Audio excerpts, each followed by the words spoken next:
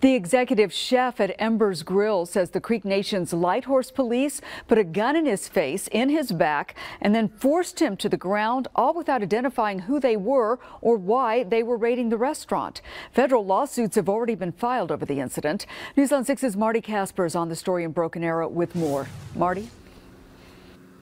Terry, the executive chef here says he had recently left his job for the promise of this one. He thinks the Lighthorse police acted out of line during the raid and says he's in fear for his as well as his family's safety.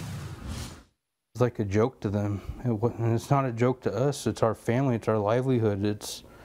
There's a lot of families depending on this right now. Chris Bolus was in the Embers Grille kitchen. Me and my crew, we had just finished a tasting for the day. When he heard yelling, screaming, get on the ground. He thought it was a prank, but saw a group of heavily armed people just running at us. He froze. They didn't announce that they were police. We were scared. Terrified and on the floor, Bolus says the men pointed guns at them. And we kept asking who they were, and they told us it didn't matter. We just need to shut up and stay with our face on the ground. He claims his staff was led into another room, joining others. He says after 20 minutes, they were told of the search warrant. Chris claims he gave the Lighthorse police his keys, a work knife, and says they demanded he give them his identification. Just thought it was a big joke, and it wasn't a big joke. A lawsuit filed in Washington claims all Creek tribal entities share an undivided ownership of all Creek lands and,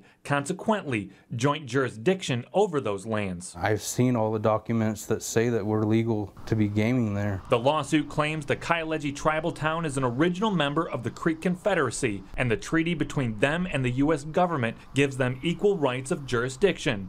It asks the federal government to terminate the controversy.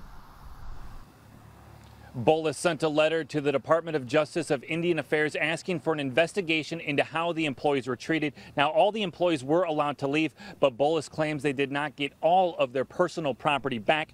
The Muskogee Creek Nation contends there is no multi-tribal jurisdiction over former reservation lands. On the scene, on the story in Broken Arrow, Marty Casper, News on 6.